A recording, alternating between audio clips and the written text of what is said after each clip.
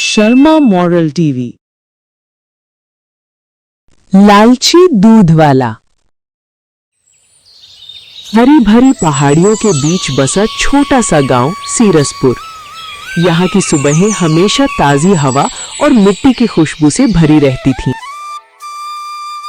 उसी गांव में रहता था रामू, एक गरीब लेकिन दिल का नेक युवक।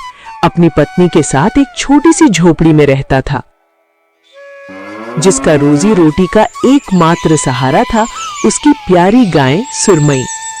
उतनी ही शांत थी जितना गांव का सवेरे का आसमान। रामू की गाय का दूध दूर दूर तक मशहूर था। रामू के पास 3 गायें थीं। गांव में एक ही व्यक्ति था जो रोज गांव वालों को दूध देता था। रामू रोज सुबह सुबह उठकर गांव के किनारे बने अपने छोटे से गौशाले से दूध निकालकर घर घर पहुंचाता था।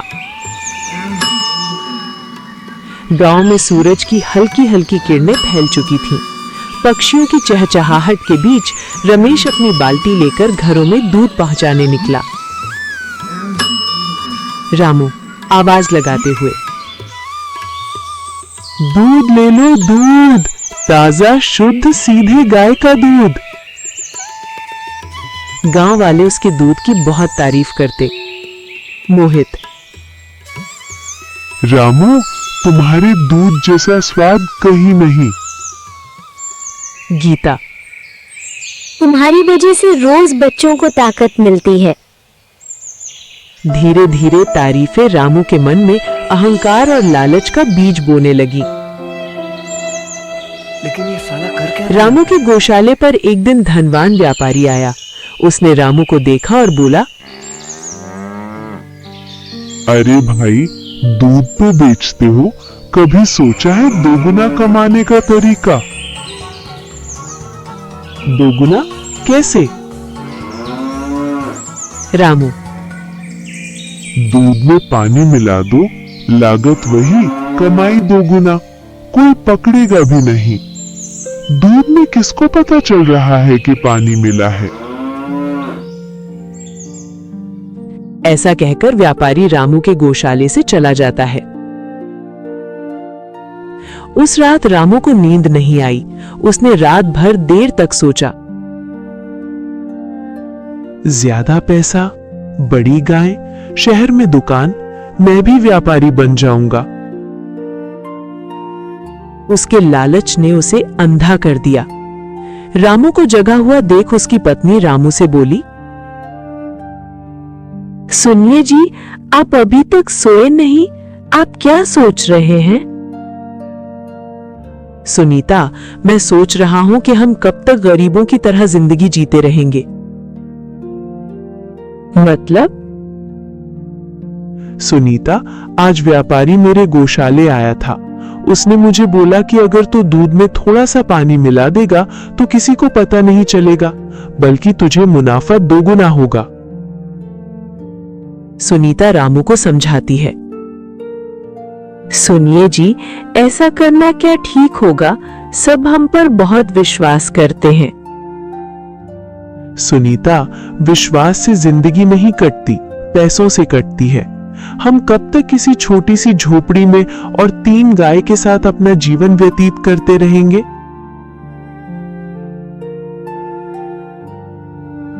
अगले दिन उसने बाल्टी में पानी मिलाया, शुरुआत में थोड़ा सा। रामू धीरे से पानी डालते हुए, बस थोड़ा, किसी को पता नहीं चलेगा। पहला ग्राहक मोहन आया। मोहन, रामू, दूध थोड़ा पतला सा है आज।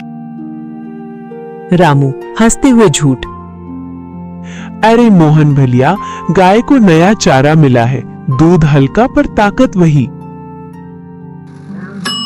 गांव वाले भोले थे, बात मान गए। उस दिन रामू ने दोगुना पैसा कमाया। पहली कमाई ने उसके अंदर का शैतान पूरी तरह जगा दिया। रामू अब रोज पानी मिलाना शुरू कर दिया। आज एक कटोरी, कल एक गिलास, परसों आधी बाल्टी। गांव वाले शिकायत करने लगे, लेकिन रामू का चेहरा इतना मीठा और बात इतनी चिकनी कि सब चुप हो जाते। गीता, रामू जी, दूध पहले जैसा नहीं। रामू, गांव में सबको दूध चाहिए, गाय बेचारी थक जाती है, थोड़ा फर्क तो होगा ही। गांव वालों के पास रामू से दूध लेने के अलावा कोई विकल्प नहीं था। गांव में दूध सिर्फ वही बेचता था। धीरे धीरे बच्चों की तबीयत खराब होने लगी। पेट दर्द, उल्टी, कमजोरी। डॉक्टर आया और जांच करके बोला, आज इसने क्या खाया था? साहब, अभी तो उसने कुछ नहीं खाया, बस दूध पिया था। डॉक्टर दूध देखकर बोला, ये दूध है या पानी? बच्चों की हालत दूध की मिलावट से बिगड़ी है। गांव वाले गुस्से में जल उठे। गांव की पंचायत बुलाई गई। सरपंच,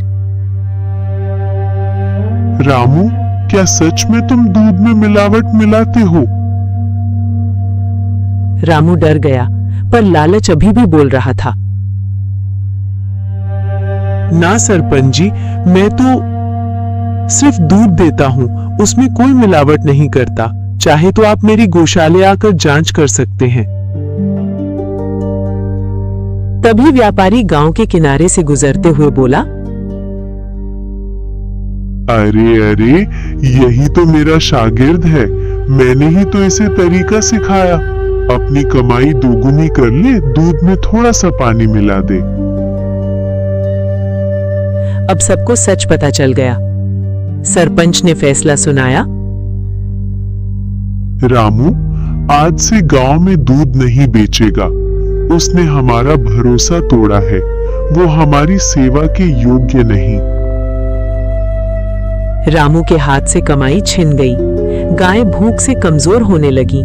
रामू अकेला पड़ गया। कोई उससे बात नहीं करता, न दया दिखाता। रामू रोते हुए खुद से, सुनीता, काश मैंने लालच न किया होता। क्यों मैंने लोगों की सेहत से खेला। एक दिन गांव के बूढ़े ज्ञानी गिरधारी बाबा उसके दरवाजे आए। गिरधारी बाबा,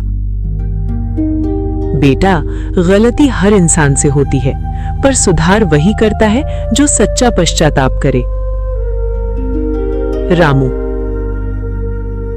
बाबा, मैंने बुरा किया, पर अब क्या? अब कुछ नहीं हो सकता। सब कुछ खत्म कर दिया मैंने, अपने ही पैरों पर कुल्हाड़ी मार ली। गांव वालों के साथ छल किया है मैंने, उनका विश्वास तोड़ा है मैंने। रामू, गाय बेचो नहीं, उन्हें प्यार से संभालो।